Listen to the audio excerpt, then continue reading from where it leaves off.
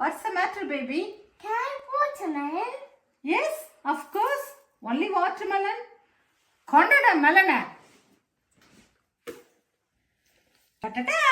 Watermelon. Kondada aruvala. Vetra watermelon.